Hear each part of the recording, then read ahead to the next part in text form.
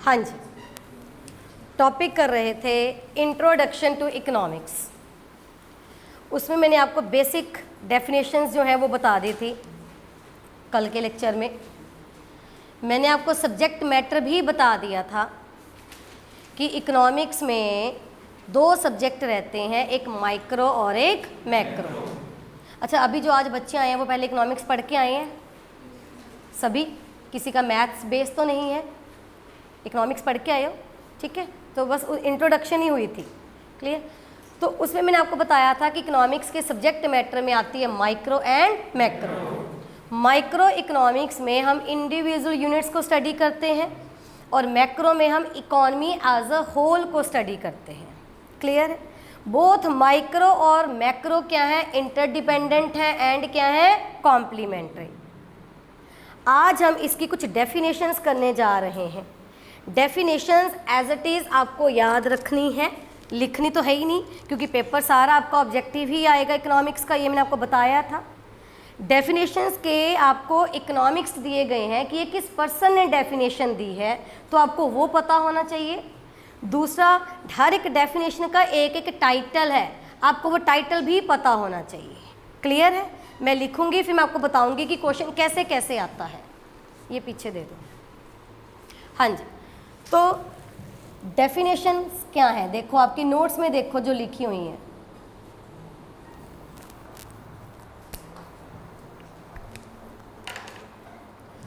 First definition given bye father of economics. तो first definition किसके द्वारा गिवन है? Father of economics. तो ये जो लाइन वर्ड नहीं लिखा होता ना, वो नोट्स में आप लिखा करो। सारी चीज़ें हम नहीं देते आप लोगों को लिख के, क्योंकि अगर ऐसी मिल जाएंगी तो आप लोग अटेंटिव होके नहीं बैठोगे, कुछ आपको भी लिखना होता है। तो फादर ऑफ इकोनॉमिक्स कौन है? Adam Smith. और ये जो इकोनॉमिक्स है ये क्लासिकल इकोनॉमिक्स है, बड़े पुराने। कौन सी इकोनॉमिक्स है? क्लासिकल। इन्होंने बड़ी ही नैरो डेफिनेशन दी है इकोनॉमिक्स की। हेडिंग क्या है? Science of wealth. ये तो हेडिंग है जी डेफिनेशन का। डेफिनेशन क्या है? इन्होंने 1776 में एक बुक लिखी थी। बुक का जो टाइटल था वही डेफिनेशन है। बुक का टाइटल देखो क्या था? Economics is an inquiry into the nature and causes of the wealth of nations. Adam Smith की जो इकोनॉमिक्स की डेफिनेशन है वो सिर्फ और सिर्फ वेल्थ के ऊपर है, बस वेल्थ को ही स्टडी करती है। ये कहते कि पैसा कहाँ से आया और पैसा आया कैसे। नेचर क्या है वेल्थ की? वेल्थ में क्या होता है मुझे ये बताओ, what do you mean by wealth? Wealth का मतलब मनी नहीं होता, वेल्थ इंक्लूड्स मनी। वेल्थ का मतलब मनी तो है ही है, और जितनी भी प्रॉपर्टी है, जितने भी एसेट्स हैं। अगर आपको पता हो, हम दो टाइप का डायरेक्ट टैक्स भरते हैं। डायरेक्ट मतलब जो डायरेक्टली आप पे करते हो, एक इनकम टैक्स और एक वेल्थ टैक्स। तो फिर जब दो टैक्स ही अलग अलग हैं तो ये दोनों में डिफरेंस तो आएगा ही ना, क्लियर है? इनकम जो आपकी कमाई है, पैसा। वेल्थ में जो आपका घर आ गया, जो आपकी कोई और प्रॉपर्टी है, मूवेबल है या इमूवेबल, आपकी कार है, वो ज्वेलरी है, वो सारी क्या होती है जी? वेल्थ। क्योंकि मैंने आपको इंट्रोडक्शन में बताया था, हम सिर्फ मॉनेटरी रिसोर्सेज को यूज़ करके अपनी नीड्स पूरी नहीं करते, हम नॉन मॉनेटरी रिसोर्सेज भी यूज़ करते हैं। हम अपनी कोई कॉमोडिटी बेच के भी अपनी नीड पूरी कर सकते हैं जब पैसे नहीं होते। तो यहाँ पर क्या है? Nature of wealth. वेल्थ में क्या क्या है? Causes of wealth. वेल्थ आई कहाँ से है?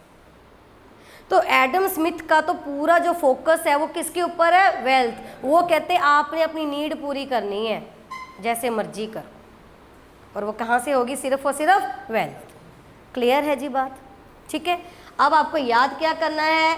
एडम स्मिथ की डेफिनेशन कौन सी है? या तो हेडिंग आएंगे आप इस हेडिंग के ऊपर टिक करोगे या ऐसी डेफिनेशंस आएंगी डिटेल में, आपको डेफिनेशन ढूंढ के ऑप्शन के ऊपर टिक करना है।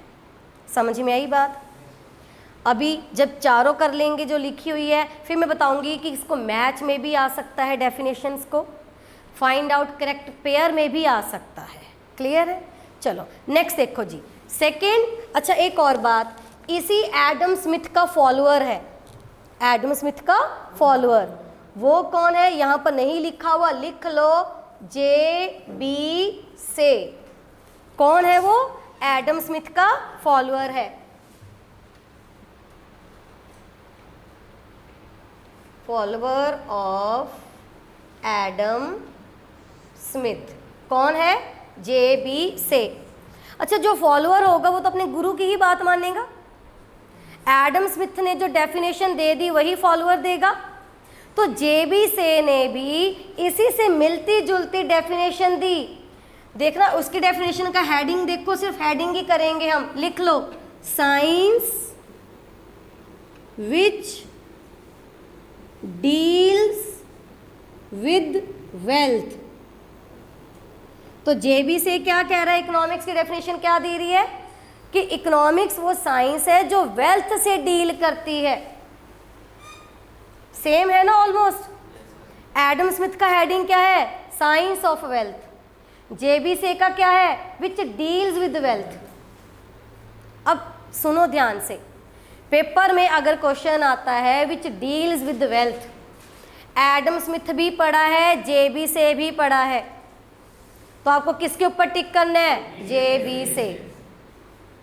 क्लियर है? Science which deals with wealth ही क्वेश्चन आ गया, JB से की ऑप्शन नहीं है, फिर आप किसके ऊपर टिक करोगे? Adam Smith.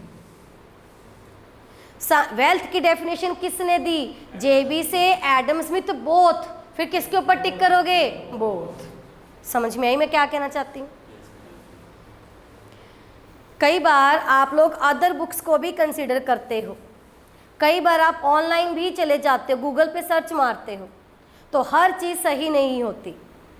ऑब्जेक्टिव खास करके उसमें जो ऑप्शन दे रखे होते हैं वो गलत दे रखे होते हैं कई बार। तो जब तक हम चीज़ों को समझते नहीं तब तक हम आंसर नहीं याद कर सकते। ठीक है? तो JB से ने विच डील्स विद वेल्थ दिया, डील वर्ड आ गया तो JB से टिक करोगे, JB से नहीं है तो एडम स्मिथ टिक करोगे। वेल्थ की डेफिनेशन पूछी है, दोनों पढ़े हैं, बोथ की ऑप्शन है तो बोथ टिक करोगे। क्लियर होगी बात?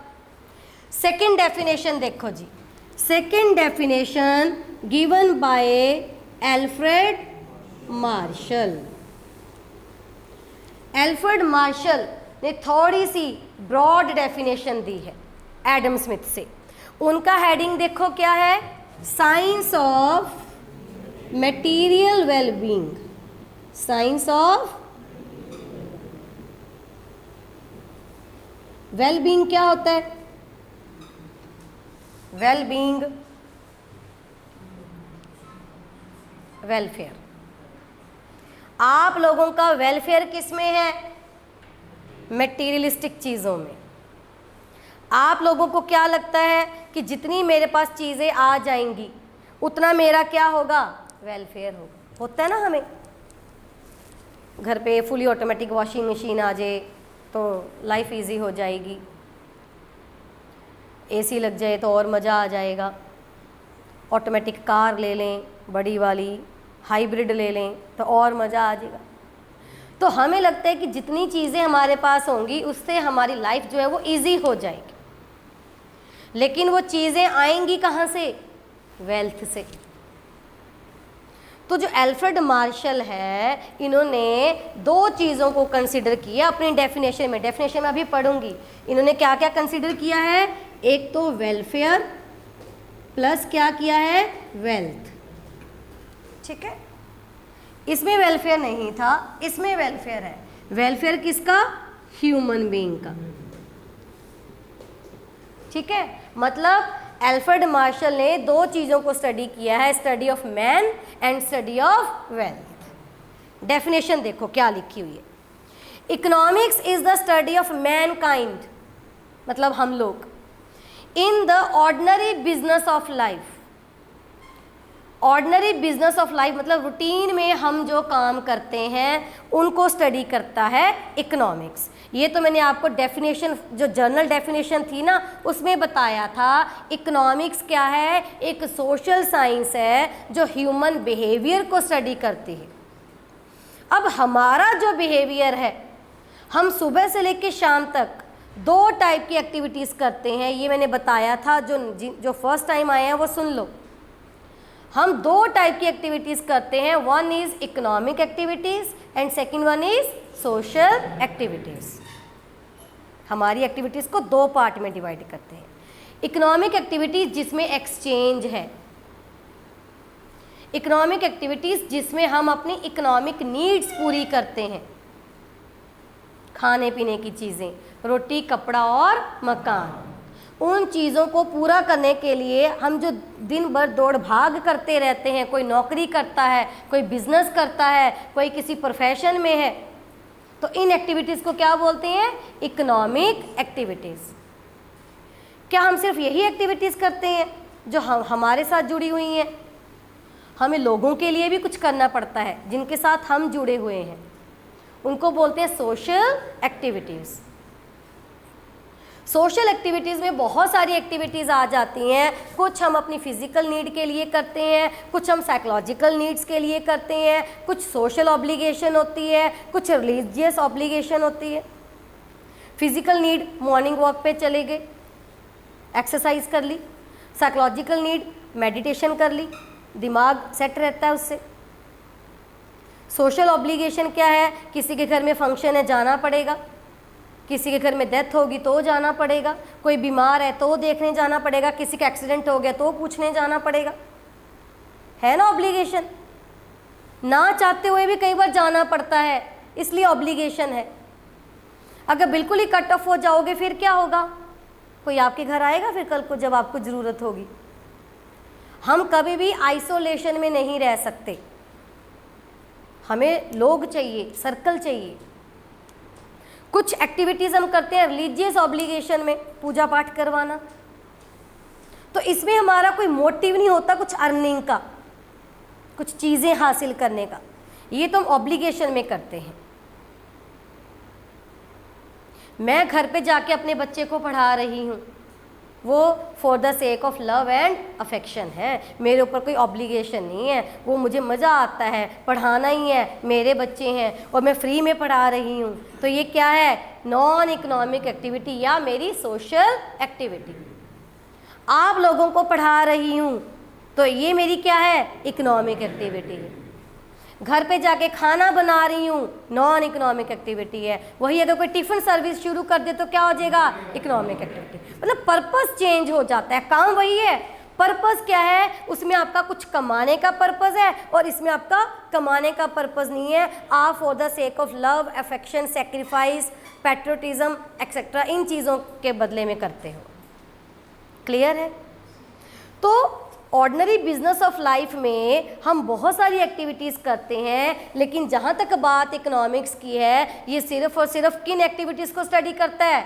इकोनॉमिक। इसको नहीं मतलब आप अपनी सोशल लाइफ में क्या क्या कर रहे हो, हम उन चीज़ों के पीछे थोड़ी ना भागेंगे, क्योंकि जो आप इकोनॉमिक एक्टिविटीज़ करोगे, चाहे बिजनेस करो, चाहे प्रोफेशन करो, प्रोफेशन में जाओ, चाहे एम्प्लॉयमेंट में एंटर हो जाओ, किसी के अंडर नौकरी करो, इन सभी से हमारे देश का भला होने वाला है।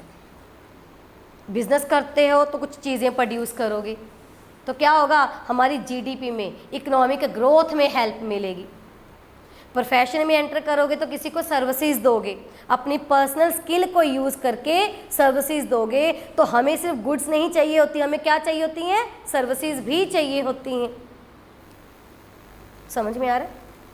अगर आप लोगों को याद हो, आपने अपना इसमें मैक्रो इकोनॉमिक्स में इंफ्रास्ट्रक्चर का चैप्टर पढ़ के आए होंगे आप, हैं? कट था वो इंफ्रास्ट्रक्चर का। इंफ्रास्ट्रक्चर, अब देखो ना, कुछ चीज़ें बड़ी इंपॉर्टेंट होती हैं जो कट करवा देते हैं आप लोगों को। माइक्रो में, स्टैट्स में डिस्पर्शन वाला भी शायद कई स्कूल्स ने कट करवा दिया था, जिसमें स्टैंडर्ड डेविएशन, मीन डेविएशन आप निकालते हो, कई स्कूल्स में कट था। अब इंफ्रास्ट्रक्चर वो बेसिक फैसिलिटीज होती हैं जो किसी भी इकोनॉमी को स्मूथ फंक्शनिंग के लिए चाहिए। Energy, transportation, communication system, health, education. समझ में आ रहा है? अब ये जो हेल्थ और एजुकेशन है ये जाते हैं सोशल इंफ्रास्ट्रक्चर में। एजुकेशन क्या है? सर्विस है जो आप लेते हो। इससे क्या भला होता है हमारे देश का? ह्यूमन कैपिटल फॉर्मेशन पढ़ा होगा। ह्यूमन कैपिटल फॉर्मेशन क्या है? किसकी डेवलपमेंट? ह्यूमन बीइंग्स की, लेबर की डेवलपमेंट। आप उनको डेवलप कैसे कर सकते हो? उनको एजुकेट करके, उनको ट्रेनिंग देके। लेबर अगर अनपढ़ है तो उसका भी नुकसान है। लेबर पढ़ी लिखी होगी, उसके अंदर उतनी ज़्यादा अवेयरनेस होगी, उतनी जल्दी वो चीज़ों को समझेगा। तो जब आप किसी भी प्रोफेशन में एंटर करते हो, अपनी पर्सनल स्किल को यूज़ करके लोगों को सेटिस्फाई करते हो, इससे भी हमारे देश की ग्रोथ होती है। क्योंकि जब आप नेशनल इनकम का चैप्टर पढ़ के आए हो, उसमें क्या लिखा हुआ है? Money value of all final goods and services produced in a domestic territory of an economy in an accounting year। Employment में भी आप क्या देते हो? सर्विसेज। तो इकोनॉमिक एक्टिविटी से हमारे देश का भला होता है, लेकिन सोशल एक्टिविटी तो आप अपने लिए करते हो, उससे हमारी इकोनॉमी में कोई कंट्रीब्यूशन नहीं होती। तो इकोनॉमिक्स, जो सब्जेक्ट का नाम इकोनॉमिक्स है, वो आपकी फिर किन एक्टिविटीज़ को स्टडी करेगा? सिर्फ इकोनॉमिक एक्टिविटीज़ को। अब इस डेफिनेशन में भी देखो सेकंड लाइन क्या लिखी हुई है? It examines that part of individual and social action. Individual मतलब जो आप करते हो, सोशल मतलब जो सोसाइटी करती है आप लोगों के वेलफेयर के लिए, which is most closely connected with the attainment मतलब हासिल करना, and with the use of, जो चीज़ों को हासिल करोगे आप उनको यूज भी तो करोगे, material requisites of well being. आप अपनी भलाई के लिए जो चीज़ों को हासिल करते हो और उनको यूज़ करते हो, मतलब ये लाइन किसकी तरफ जा रही है? इकोनॉमिक एक्टिविटीज़ की तरफ। क्लियर है? तो एल्फ्रेड मार्शल क्या कहता है कि ऑर्डिनरी बिजनेस ऑफ लाइफ को स्टडी करती है इकोनॉमिक्स, मतलब ह्यूमन बिहेवियर को स्टडी करती है, और ह्यूमन बिहेवियर में भी क्या स्टडी करती है? Only economic activities. Thus, it is on the one side a study of wealth, and on the other and important side a part of the study of man। तो Adam Smith से थोड़ी सी definition ये क्या होगी? Broad होगी। Third definition लिख लो, most widely accepted definition. Most widely accepted definition, ये क्वेश्चन आ जाता है। ये जो 4-5 डेफिनेशन करेंगे ना, इनमें से सबसे ज़्यादा डेफिनेशन कौन सी चलती है, जो सही बैठती है? वो गिवन बाय रॉबिन्स। किसके द्वारा गिवन है? Bye Robins. देखो क्वेश्चन जब आप करते हो ना, वो कैसे भी आ सकता है। मोस्ट वाइडली एक्सेप्टेड डेफिनेशन किसने दी है? रॉबिन्स ने। कौन सी दी है वो आप पढ़ोगे। तो जब हम एक कंसेप्ट कर लेते हैं, फिर उसको जैसे मर्जी पूछ ले कोई, जहाँ से मर्जी उसका कान पकड़ ले, जहाँ से मर्जी उसकी टांग पकड़ ले, आपको उसका आंसर पता होना चाहिए, क्योंकि अब आप इतने मैच्योर हो चुके हो। छोटे बच्चों की तरह हम आपको MCQs, fill ups, true false, very short, long, very long, hot and application, ऐसे क्वेश्चन नहीं दिए जाते आप लोगों को, ये आपको खुद बनाने होते हैं। इसमें तो वैसे भी सारा ऑब्जेक्टिव है। क्लियर? अब रॉबिन्स ने क्या दी है? Science of choice making. अगर आपको याद हो, फर्स्ट डे ऑफ इंट्रोडक्शन मैंने आपको बताया था कि हमें एक प्रॉब्लम को फेस करना पड़ता है, that is problem of choice. अब जो फर्स्ट टाइम आए हैं वो सुनो, बाकी भी सुनोगी, कोई ऑप्शन ही नहीं है। प्रॉब्लम ऑफ चॉइस कब आती है? हमें 2 ऑप्शन में से किसी एक ऑप्शन को क्यों चूज करना पड़ता है? क्योंकि कुछ चीज़ों की शॉर्टेज होती है। शॉर्टेज को इकोनॉमिक्स में बोलते हैं स्केयरसिटी। शॉर्टेज टाइम की लगा लो, शॉर्टेज रिसोर्सेज की लगा लो। अब आपके पास 500 रुपीज़ है मान लो अभी इस टाइम पॉकेट में, काम आ रहे हैं 4 याद जो मुझे करने हैं, बस इतने ही पैसे बचे हैं। अभी जो नेक्स्ट पॉकेट मनी है वो अगले महीने मिलेगी। मुझे बुक भी लेनी है जी, मुझे ड्रेस भी खरीदनी है, मुझे पार्टी भी करनी है, मुझे किसी को गिफ्ट भी देना है। अवेलेबल रिसोर्सेज कितने हैं? 500। नीड्स कितनी गिना दी मैंने? 4। चारों नीड्स को पूरा करने के लिए रिक्वायर्ड रिसोर्सेज कितने चाहिए? मान लो 3000। Required resources 3000, available resources only 500। Required resources greater than available resources. इस सिचुएशन को क्या बोलते हैं? स्केयरसिटी। स्केयरसिटी क्या बोलते हैं? स्केयरसिटी। अब जब ये सिचुएशन आ गई, चीज़ें आपके माइंड में 4 हैं, पैसे ओनली 500, अब आपको क्या प्रॉब्लम फेस करनी पड़ेगी? Problem of choice. चूज करोगे किस 500 से? 500 को जो लिमिटेड रिसोर्सेज हैं, 500 क्या है? Limited resources. आपकी डिमांड्स, आपकी वांट्स, आपकी नीड्स कितनी है? अनलिमिटेड। अब आपकी कोशिश क्या रहेगी? इन लिमिटेड रिसोर्सेज से कैसे मैं अपने आप को मैक्सिमम से मैक्सिमम सेटिस्फाई कर सकता हूं। अब आप इन लिमिटेड रिसोर्सेज को रैशनल समझदारी तरीके से क्या करोगे? एलोकेट करोगे, डिवाइड करोगे। बुक नहीं लेने की बजाय फोटो सेट करवा ली, ड्रेस ज़्यादा महंगी लेने की बजाय सस्ती ले ली या रेंट पे ले ली, गिफ्ट ज़्यादा महंगे लेने की बजाय सस्ता ले लिया जब पता है कि पैसे नहीं है। ज़रूरत से ज़्यादा खर्चोगे फिर तो कर्जे में ही डूबोगे, फिर तो उसमें तो आपका नुकसान है। समझदारी तो इसी में ही है कि थोड़ी चीज़ है तो थोड़ा खर्च करो, ज़्यादा है तो ज़्यादा कर लो। तो अब आपने अपने लिमिटेड रिसोर्सेज को क्या किया? समझदारी से एलोकेट किया और अपनी इसमें से कितनी नीड्स पूरी कर ली? 3। रहेगी क्या अकेली? पार्टी। कोई नहीं, वो अगले महीने कर लेंगे। तो यही इकोनॉमिक्स है कि आप स्केयरसिटी की सिचुएशन में कैसे अपने आप को मैक्सिमम से मैक्सिमम सेटिस्फाई करने की कोशिश करते हो। तो रॉबिन्स ने यही बोला डेफिनेशन में, देखो, economics is the science which studies human behaviour as a relationship between ends. And मैंने आपको बताया था, एंड जो हमारी वांट्स है ना, हम इकोनॉमिक्स में उसको क्या बोलते हैं? एंड्स। जिसके पीछे आप भाग रहे हो, वो जो रिसोर्सेज है, हाँ, जिससे आप अपनी नीड्स पूरी करते हो, जो वेल्थ है, हम उसको क्या बोलते हैं? मीन्स। इन मीन्स, ये मीन्स कौन से हैं? लिमिटेड। ये एंड्स कौन सी हैं? अनलिमिटेड।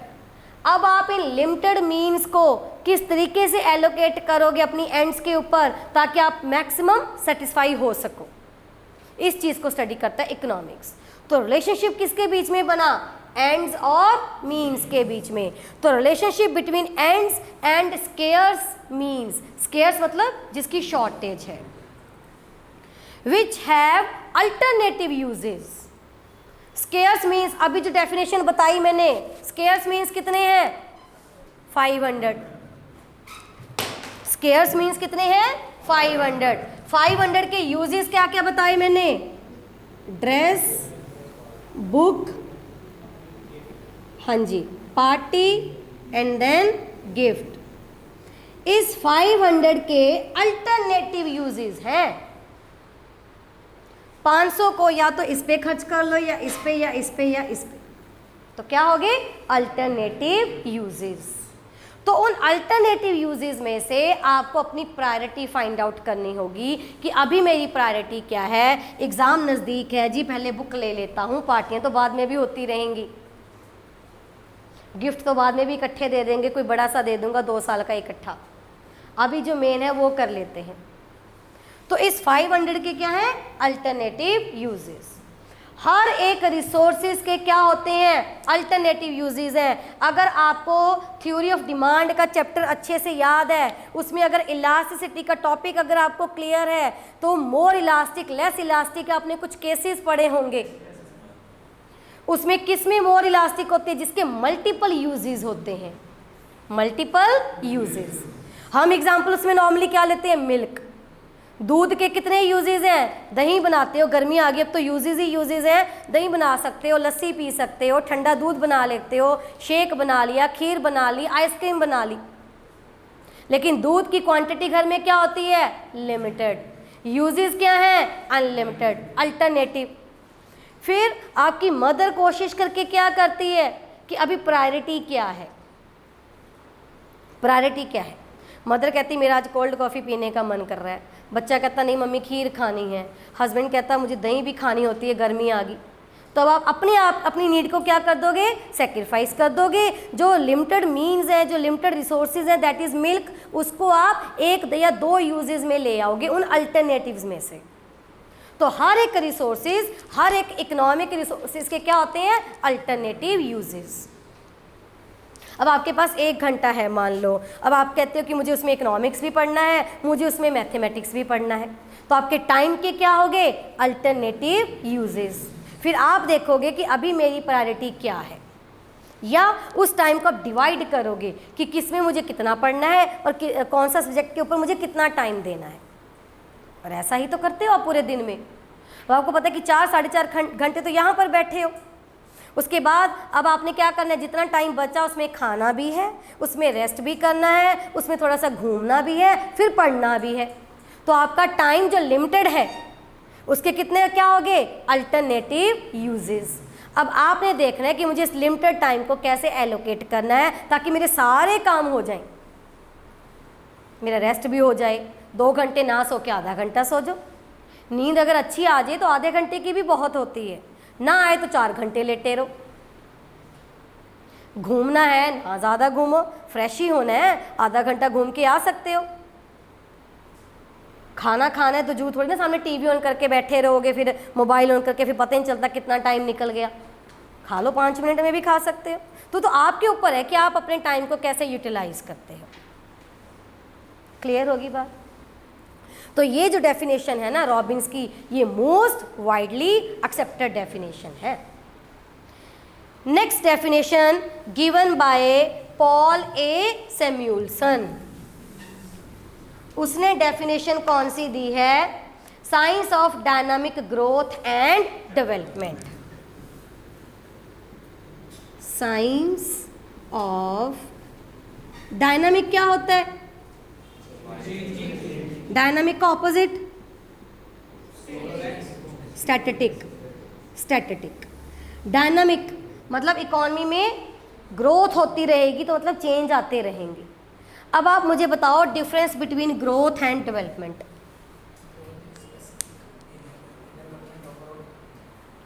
ग्रोथ ये कहते हैं एक स्पेसिफिक एरिया में है, डेवलपमेंट ओवरऑल होती है। ये जनरल डेफिनेशन है, सही है, सही है। अदरवाइज और बताओ, हमारी इकोनॉमी को लेकर बताओ।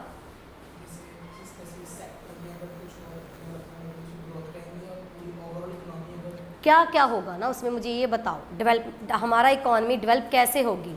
मैंने बताया था, आप पहले भी आए हो ना 2 दिन, क्या आज आपका फर्स्ट डे है।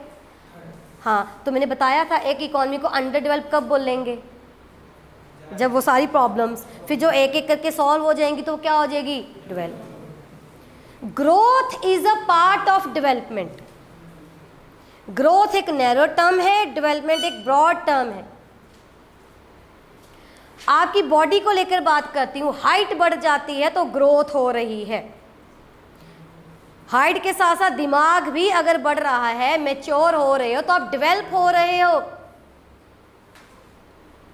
दोनों चीजें जरूरी हैं कि नहीं है। कई बार क्या होता है, दिमाग तो बड़ा हो जाता है लेकिन हाइट छोटी रह जाती है, जिसको हम बोना बोलते हैं, तो वो भी गलत है। बड़े हो गए, दिमाग बच्चों वाला है, वो भी गलत है। तो दोनों चीजें कॉम्प्लीमेंट्री हैं। हमारे देश में भी ग्रोथ के साथ साथ क्या होनी चाहिए, डेवलपमेंट। डेवलपमेंट का बेस ही ग्रोथ है। ग्रोथ जुड़ा हुआ है जीडीपी से। किससे जुड़ा हुआ है? GDP. Production of more goods and services. अब इससे लिंक करो कितनी चीजें होंगी। More production means more employment, एक प्रॉब्लम सॉल्व अनएम्प्लॉयमेंट की। More employment means high standard of living, दूसरी problem solve low standard of living की।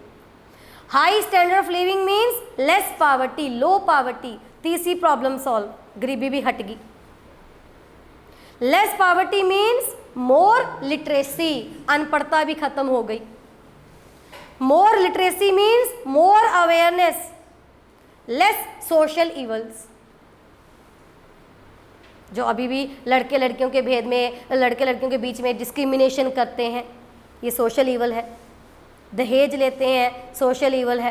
पैदा होते लड़कियों को मार देते हैं, सोशल इवल है। चोरी करते हैं, क्राइम करते हैं, ये किस वजह से? गरीबी की वजह से, अनपढ़ता की वजह से। जब ये प्रॉब्लम ही सॉल्व हो जाएंगी तो वो देश क्या हो जाएगा? डेवलप। जुड़ा किससे है सारा? ग्रोथ से। ग्रोथ किसके बिना पॉसिबल नहीं है? फैक्टर्स के बिना, रिसोर्सेज के बिना। जब आपके पास रिसोर्सेज ही नहीं होंगे, आप प्रोडक्शन कहाँ से करोगे? प्रोडक्शन ज़्यादा होगी तभी देश का फायदा होगा। अच्छा, जितनी ज़्यादा लिटरेसी आएगी, पढ़ोगे, जितनी ज़्यादा अवेयरनेस आएगी, उतनी पॉपुलेशन भी तो कंट्रोल में होगी। जितने भी ये पढ़े लिखे लोग हैं सारे, आप जो भी हो, उसमें आप देखो आपकी फैमिली में कितने बच्चे हैं? 2-3 मैक्सिमम। आजकल 2 या 1 करने लगे, जिसको न्यूक्लियर फैमिली बोलते हैं। लेकिन चलो फिर भी कोई बात नहीं, 2-3। लेकिन जितने भी ये ना ये झुग्गी झोंपड़ी वाले हैं, इनके बच्चे देखो कितने हैं। इनकी सोच हमारी सोच से अलग है। हमें लगता है कि एक बच्चा और पैदा हुआ मतलब कितना बर्डन आ जाएगा, फाइनेंशियल बर्डन आ जाएगा, बच्चे को पढ़ाएंगे लिखाएंगे, क्योंकि चाहे लड़का है चाहे लड़की है, दोनों को पढ़ाना लिखाना है, दोनों के ऊपर बराबर ही खर्चा होता है। उल्टा लड़कों के ऊपर ज़्यादा खर्चा होता है, लड़कियों के ऊपर कम होता है। क्यों देखाते हो बाहर से, मम्मी मुझे ये स्टंट कार लेनी है, मैं तो अपनी बात कर रही हूँ, ये साइकिल लेना है, अब ये वाला लेना है, तो उतनी ज़्यादा लड़कियों का इतना नहीं होता। वो छोटी मोटी डॉल लेके भी बेचारी खुश हो जाती हैं। लड़कों के ऊपर और ज़्यादा। लड़कियां तो शादी करके अपनी लाइफ में सेट हो जाएंगी, लड़का शादी करके वहीं माँ बाप के पास ही है ही है। आपको फिर अपनी फैमिली, जो एक्सटेंडेड फैमिली है, उसको भी सपोर्ट करना है। ना सेट हो तो आपके मम्मी पापा को फिर आपको सपोर्ट करना पड़ेगा कि नहीं करना पड़ेगा? लड़कियों को सपोर्ट नहीं करते क्योंकि वो दूसरे घर में चली जाती है, उसको एक नई फैमिली मिल जाती है, पति मिल जाता है, वो उसको सपोर्ट करता है। लेकिन अगर बाय चांस आप सेट नहीं होते तो आपको कौन सपोर्ट करेगा? तो जितना ये लोगों की सोच क्या होती है कि जितने बच्चे होंगे उतने हमारे हेल्पिंग हैंड होंगे, क्योंकि इन्हें तो पैदा होते ही ना थोड़ा सा बड़े होते ही मजदूरी करना शुरू कर देते हैं, बच्चों से भीख मंगवाना शुरू कर देते हैं। ये तो समझ में आ रही है बात? तो पॉपुलेशन की प्रॉब्लम भी क्या हो जाएगी? सॉल्व हो जाएगी। तो पॉल ए सैमुअल्सन ने डेफिनेशन दी है, economics is the study of how man and society choose with और विदाउट यूज ऑफ मनी। मतलब जरूरी नहीं है कि आप सिर्फ पैसे का यूज़ करके अपनी नीड पूरी करते हो, आप नॉन मॉनेटरी एक्सचेंजेस भी करते हो जिसमें पैसे का यूज़ नहीं होता। To employ scarce productive resources, आपके जो रिसोर्सेज हैं, जो वेल्थ है वो स्केयर्स है, और दूसरा क्या है? प्रोडक्टिव, मतलब आप उससे कुछ ना कुछ और नीड पूरी कर सकते हो, वो चीज़ें आपके काम आने वाली हैं, फालतू नहीं है। Which could have alternative uses, वो तो मैंने बताया ही है, रिसोर्सेज का क्या है? अल्टरनेटिव यूजेस है। तो इन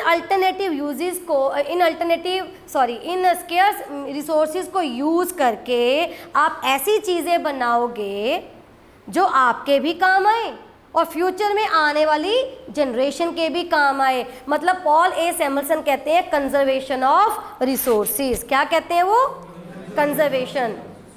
रिसोर्सेज जो कि स्केयर्स है, अब पेट्रोल है, इलेक्ट्रिसिटी है, ये क्या है? स्केयर्स है। इन दोनों चीज़ों के बिना प्रोडक्शन पॉसिबल नहीं है। अगर आप सिर्फ अपना अपना सोचो, पानी, वाटर, अगर आप सिर्फ अपना अपना सोचो और उनकी वेस्टेज करते रहो तो आने वाली जनरेशन क्या करेगी? उसको ना पानी मिलेगा, ना पेट्रोल मिल रहा है, बिजली की सप्लाई कम होती जाएगी, फिर वो कैसे प्रोडक्शन करेंगे? तो पॉल ए सैमुअल्सन कहते हैं ये जो रिसोर्सेज स्केर्स है ना, इनको इस तरीके से यूज़ करो कि आप भी यूज़ करते रहो और आने वाली जनरेशन भी यूज़ करती रहे। हमारी इकॉनमी की सस्टेन बेसिस पे तरक्की होती रहे, ये ना हो कि बस आप अपना अपना देखो। अब इसको छोड़ो, आप अपनी बात करो, आपके पापा या मम्मी सेविंग क्यों करते हैं? फ्यूचर सिक्योर हो जाए। अगर उनको ये सोच ना हो सेविंग की, अपने ऊपर ही उड़ाते रहें, इट मीन्स वो फ्यूचर जनरेशन को क्या कर रहे हैं? इग्नोर कर रहे हैं। समझ में आ रही है बात? अपना अपना सोच रहे हो, सारे रिसोर्सेज आपने उड़ा दिए, फ्यूचर के लिए कुछ भी सेव नहीं किया। अब जो बच्चा फ्यूचर जनरेशन आएगी वो पैदा होते थोड़ी ना कमाएंगे, उनको कुछ टाइम के लिए 18 साल तक तो चाहिए खाने के लिए, घर से ही लेगा बच्चा फिर ही कमाएगा। तो यही हाल देश का है। रिसोर्सेज आप भी यूज़ करो और इस तरीके से यूज़ करो कि आने वाली जनरेशन भी उनको यूज़ कर सके। तभी आपको छोटी क्लासेस में एनवायरमेंटल साइंस पढ़ाया जाता है, EVS, उसमें सारे टॉपिक ही ये होते हैं, कैसे एनवायरनमेंट को हम प्रोटेक्ट कर सकते हैं, कैसे प्रिजर्व कर सकते हैं। समझ में आ रही है बात? तो ये है सैमुअल्सन की डेफिनेशन वैसे रट्टे लगाने की जरूरत नहीं है, माइंड में रख लो बस। अब डेफिनेशन आएगी कॉमास में, पूछा जाएगा ये किस इकोनॉमिक्स ने दी है, बता दोगे? ठीक है, इस इकोनॉमिक्स ने कौन सी डेफिनेशन दी है? इसका उल्टा हो गया। अब पहले क्वेश्चन में डेफिनेशन है, आंसर आपको इकोनॉमिक्स ढूंढना है। अब क्वेश्चन इकोनॉमिक्स का है, आंसर क्या ढूंढना है? डेफिनेशन वाला। 2 क्वेश्चन हो गए। तीसरा, ये जो 4 इकोनॉमिक्स बताए हैं, इनको एक कॉलम में रखेंगे, चारों डेफिनेशंस के हेडिंग को दूसरे कॉलम में रखेंगे। आपको कॉलम क्या करने होंगे? मैच करने होंगे। और क्या आ सकता है? सेम ऐसे ही कॉलम दिया होगा, कॉलम 1 और कॉलम 2। हर एक इकोनॉमिक्स के आगे एक एक हेडिंग लिखा होगा डेफिनेशन का, एक इकोनॉमिक्स के सामने उसी का हेडिंग लिखा होगा। आपको करेक्ट पेयर फाइंड आउट करना है। बताएगा ना क्वेश्चन की मैच वाला है कि करेक्ट पेयर वाला है। समझ में आ गई? ऐसे करके डेफिनेशन में से ये 4-5 टाइप के क्वेश्चन बनते हैं आपके। क्लियर है? चलो आगे देखो। नेक्स्ट, ये जो नेक्स्ट टॉपिक है हमारा, ये जो नेक्स्ट टॉपिक है नोट्स में, ये हम नहीं कर रहे अभी, क्योंकि हर एक में जब आगे चैप्टर्स करोगे ना, उनका थोड़ा थोड़ा डिटेल है। तो जब तक आप वो चैप्टर ही नहीं करेंगे, मैं इनको 4-4 लाइनों में आपको कैसे एक्सप्लेन करूं? नहीं कर सकती। फिर भी थोड़ा थोड़ा हेडिंग में बताने की कोशिश करती हूँ, क्योंकि इसमें फीचर हैं। ना समझ में आए तो जब ये आपकी पूरी माइक्रो हो जाएगी ना, ये पूरी बिजनेस इकोनॉमिक्स हो जाएगी, तब आपको समझ में आ जाएगा। देखिए, नेक्स्ट टॉपिक है बिजनेस इकोनॉमिक्स। अब तक मैंने आपको क्या करवाया? इकोनॉमिक्स। सब्जेक्ट का नाम क्या है? Business economics. मतलब जब आप अपना बिजनेस करोगे, बिजनेस में जब आप ये इकोनॉमिक्स के प्रिंसिपल्स को लेकर आ जाते हो, तो वो क्या बन जाती है? Business economics. सुनो पहले मुझे, बिजनेस करने के लिए आपको क्या चाहिए? रिसोर्सेज। रिसोर्सेज क्या है? लिमिटेड। आपके बिजनेस ऑपरेशंस क्या होंगे? अनलिमिटेड। प्रॉब्लम क्या आएगी? स्केर्सिटी। आपका मोटिव क्या होगा? To maximise your profit. तो अब आप कैसे करोगे? उन लिमिटेड रिसोर्सेज को कैसे रैशनल तरीके से यूज़ करोगे? तो बिजनेस में क्या आ गई? इकोनॉमिक्स। आ गई कि नहीं आ गई? लॉ ऑफ डिमांड पढ़ के आए हो, क्या कहता है लॉ ऑफ डिमांड जो पढ़ के आए हैं? What do you mean by law of demand? Inverse. अच्छा, वो इनवर्स रिलेशनशिप क्यों होता है? क्यों? हाँ, अगर प्राइस बढ़ेगा तो आप डिमांड कम करते हो, क्यों? क्योंकि तो फिर क्या हो गया? बहुत लोग ऐसे हैं जिनको फ़र्क ही नहीं पड़ता, एक्सेप्शंस भी।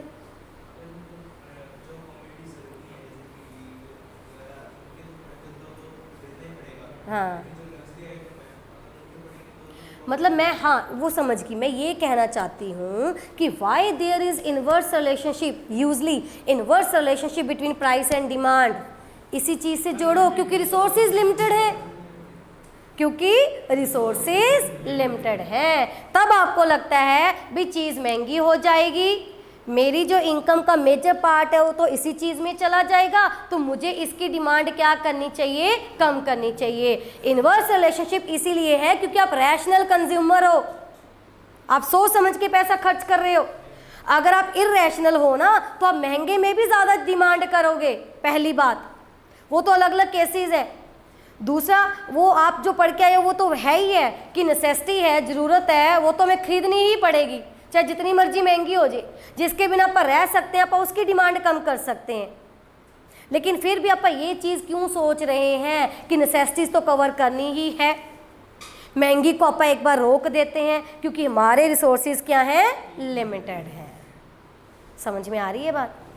तो जब आप बिजनेस करोगे, लॉ ऑफ डिमांड को भी कंसीडर करके करोगे कि अगर मैं प्राइस बढ़ाऊंगा तो कंज्यूमर क्या करेगा, अपनी डिमांड कम कर देगा। तो आप ये सोच के देख के बिजनेस करोगे कि मेरे प्रोडक्ट को लेकर इलास्टिसिटी कितनी है, मतलब सेंसिटिविटी कितनी है, प्राइस सेंसिटिविटी कितनी है। अगर मैंने प्राइस बढ़ाया तो मेरी डिमांड कितनी कम हो सकती है। अगर आपको लगे कि आपके पास ऐसा प्रोडक्ट है या ऐसी सर्विस है जिसके बिना लोग नहीं रह सकते, उसमें फिर आप प्राइस बढ़ाते जाओ। अगर आपको लगता है कि मेरे प्रोडक्ट जैसे और प्रोडक्ट भी मार्केट में अवेलेबल हैं, सब्स्टिट्यूट्स अवेलेबल हैं, फिर आपको अपने प्रोडक्ट का रेट क्या करना होगा, कम। ठीक है, थ्योरी ऑफ सप्लाई किया था। थ्योरी ऑफ सप्लाई में क्या है, अब आप कंज्यूमर की ना सोच के अपनी सोचोगे कि मुझे अगर प्राइस ज़्यादा मिलेगा तो मैं ज़्यादा सप्लाई करूँगा, अगर मुझे प्राइस कम मिलेगा तो मैं सप्लाई कम करूँगा। वो तो हर एक के साथ ही है। आपके जो जो भी काम है, बिजनेस है, कोई जॉब में है, कोई एम्प्लॉयमेंट में, आपके पापा, तो उनके साथ भी तो ऐसे होता है। ज़्यादा काम आता रहता है तो ज़्यादा सर्विसेज देंगे, अपनी ज़्यादा देर तक अपनी ड्यूटी निभाएंगे। कम पैसे आ रहे हैं, अगर कहीं नौकरी में हो तो उतना ही आप काम दोगे ना, कि मुझे कौन सा ज़्यादा पैसे देने हैं, इन्होंने सैलरी तो मेरी उतनी ही रहनी है, तो मैं क्यों ज़्यादा एफर्ट करूं, मैं क्यों ज़्यादा लेबर दूं अपनी। सप्लाई किसी भी चीज़ की, सप्लाई चाहे आपके काम की, आपके लेबर की, चाहे गुड्स की, ज़्यादा पैसा मिलता है तो ज़्यादा सप्लाई करते हो, कम पैसा मिलता है तो कम सप्लाई करोगे। तो ये चीज़ भी तो ध्यान में रखोगे। इसलिए जब भी बिजनेस करते हो हम इकोनॉमिक्स को ध्यान में रख के करते हैं। इसलिए बिजनेस इकोनॉमिक्स का एक प्रिंसिपल बन जाता है या एक फीचर बन जाता है, यहाँ पर नहीं लिखा हुआ लिख लेना। बिजनेस इकोनॉमिक्स क्या है, एक अप्लाइड इकोनॉमिक्स है। क्या है, अप्लाइड इकोनॉमिक्स। अप्लाइड इकोनॉमिक्स क्यों, क्योंकि इसमें आप इकोनॉमिक्स के प्रिंसिपल्स को अप्लाई कर रहे हो। समझ में आ गई बात? अब जितनी भी आप इकोनॉमिक्स पढ़ के आए हो, माइक्रो, सारी की सारी अजम्पशन के ऊपर बेस्ड है। मान लो अगर इनकम कांस्टेंट है, टेस्ट चेंज नहीं हो रहा, ऐसा नहीं हो रहा, ऐसा नहीं हो रहा, अजम्पशंस है। वो अजम्पशंस हटा ले तो, अगर वो अजम्पशंस हटा लें, क्या आप उस लॉ को प्रूव कर सकते हो? नहीं। अजम्पशन तो फिर प्रैक्टिकल ना हुई ना। लेकिन क्या बिजनेस अजम्पशन के ऊपर चल सकता है आपका? बिजनेस क्या होगा, प्रैक्टिकल, जिसको हम बोलते हैं प्रैग्मेटिक इन अप्रोच। आप ये देखो जो लास्ट बुलेट दे रखी है इसी पेज पे, बिजनेस इकोनॉमिक्स क्या है, प्रैग्मेटिक है। हालांकि बिजनेस इकोनॉमिक्स जो है वो पूरा इकोनॉमिक्स को बेस मान के चलता है, लेकिन अनलाइक इकोनॉमिक्स ये अजम्पशंस हाइपोथेटिकल ना होके क्या है, प्रैक्टिकल है। क्या है, प्रैग्मेटिक है।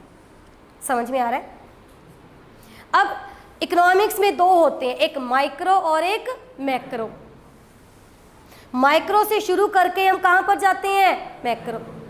अब आपका बिजनेस है, आप अपने बारे में सोचोगे तो माइक्रो में आ गया कि मैक्रो में? माइक्रो। आप अपने प्रोडक्ट का प्राइस देखोगे, आप अपने कंज्यूमर की डिमांड देखोगे, आप अपने फैक्टर का प्राइस देखोगे, आप अपनी फर्म की वर्किंग देखोगे, आप उसकी लोकेशन देखोगे, यही है। तो माइक्रो सारी किसके ऊपर बेस्ड है, अजम्पशंस। तो अजम्पशंस को ना लेके हम क्या हो जाते हैं, प्रैक्टिकल। सेकंड, फर्स्ट फीचर देखो, बेस्ड ऑन माइक्रो इकोनॉमिक्स। ये जो बिजनेस इकोनॉमिक्स है, it is largely based on micro. पहले तो बेस इसका क्या है, माइक्रो, लेकिन क्या आप आइसोलेशन में रह सकते हो? जो बाहर, अब माइक्रो मतलब आपके घर का माहौल, माइक्रो मतलब घर का माहौल। घर का माहौल तो बड़ा अच्छा है, बच्चे को बड़े अच्छे संस्कार दे दिए, सारा कुछ टाइम पे कर रहा है। बाहर का एनवायरनमेंट, जब वो घर से बाहर निकलेगा क्या वो उसको इफेक्ट नहीं करेगा? तो क्या आप बाहर के एनवायरनमेंट को सुधार सकते हो? आपके अपने बच्चे को तो सुधार दिया, जो बच्चे के फ्रेंड्स हैं अगर उनकी कंपनी गलत है तो क्या आप उनको सुधार सकते हो? नहीं। तो माइक्रो तो आपके हाथ में है, लेकिन आप बिना मैक्रो के भी नहीं चल सकते, बिना इकॉनमी के आप नहीं चल सकते। जो इकॉनमी में चेंजेस आ रहे हैं, सरकार बदल गई, सरकार बदलने से पॉलिटिकल चेंजेस आ रहे हैं, कुछ इकोनॉमिक चेंजेस आ रहे हैं, सरकार ने नया कानून बना दिया कि इस कंट्री के साथ ट्रेड नहीं करना, यहाँ पर नहीं जाना, इसका प्राइस इतना रहेगा। क्या वो आपके बिजनेस को इफेक्ट नहीं करेगा? करेगा, करेगा। अमेरिका में रिसेशन आया था तो इंडिया में भी आया था। कोरोना की बात करूं तो वो भी पूरे मैक्रो लेवल पे आया था और इंडिविजुअल यूनिट को इफेक्ट करके गया कि नहीं गया? तो business economics largely based on micro, लेकिन also integrated with macro economics. ये जो पूरा मैक्रो और माइक्रो है ना, इसके जो पूरे फीचर्स हैं, इसमें क्या क्या आते हैं, क्या क्या कंपोनेंट्स आते हैं, ये जो आपकी सेकंड बुक है इकोनॉमिक्स की BCK, उसमें सेकंड चैप्टर आप पढ़ोगे। सेकंड चैप्टर में ये सारा पूरा डिटेल में है। समझ में आ रही है बात? तो आपके ऊपर मैक्रो का भी इफेक्ट जाता है। अब पूरी इकोनॉमी में जनरल प्राइस लेवल इंक्रीज हो गया, मतलब इन्फ्लेशन आ गई, तो आप भी तो अपना प्राइस बढ़ाओगे, बढ़ाओगे कि नहीं बढ़ाओगे? तो मैक्रो चेंजेस आए तो उसने किसको इफेक्ट किया? माइक्रो। तो अगर क्वेश्चन आता है कि लार्जली बेस्ड ऑन, आप क्या लिखोगे? Micro. Also integrated with macro. कौन सी अप्रोच है? प्रेगमेटिक। कौन सी इकोनॉमिक्स है? अप्लाइड। क्लियर है? थर्ड बुलेट क्या लिखा हुआ है? Use of theory of market and private enterprise. अब मार्केट में बिजनेस कर रहे हो तो मार्केट को तो ध्यान में रखोगे। मार्केट का चैप्टर भी तो आप माइक्रो इकोनॉमिक्स में पढ़ के आए हो कि कौन सी मार्केट है, परफेक्ट कंपटीशन है, मोनोपोली है, मोनोपोलिस्टिक है, ओलिगोपोली है, मार्केट की नेचर क्या है, मार्केट मैच्योर है या इमेच्योर है, मार्केट में ग्रोथ के चांसेस कितने हैं। ये तो जर्नल है, इसमें कुछ करने वाला नहीं है। बेसिकली ये जो 3 फैक्टर मैंने बताए ना, फीचर्स, ये ज़्यादा इंपॉर्टेंट है। लास्ट इसमें लिखा हुआ है इंटरडिसिप्लिनरी इन नेचर, ये भी इंपॉर्टेंट। इंटरडिसिप्लिनरी होता है कि आपके इकोनॉमिक्स में सिर्फ इकोनॉमिक्स की नॉलेज लेना सफिशिएंट नहीं है। जब आप बिजनेस करते हो, अपार्ट फ्रॉम द इकोनॉमिक्स आपको मैथमेटिक्स की भी नॉलेज होनी चाहिए, आपको लॉ की भी नॉलेज होनी चाहिए, आपको मैनेजमेंट की भी होनी चाहिए, आपको स्टैटिस्टिक्स की भी होनी चाहिए, आपको ऑपरेशन रिसर्च की भी होनी चाहिए, आपको मार्केटिंग, आपको अकाउंटिंग, ये सारे सब्जेक्ट्स की नॉलेज होनी चाहिए, क्योंकि सारी चीज़ें अप्लाई होती हैं बिजनेस में। इसलिए बिजनेस इकोनॉमिक्स क्या है? Inter disciplinary in nature. Clear है? ये फीचर्स थे बिजनेस इकोनॉमिक्स के, बाकी मंडे करते हैं। क्लियर है जी? चलो, थैंक यू।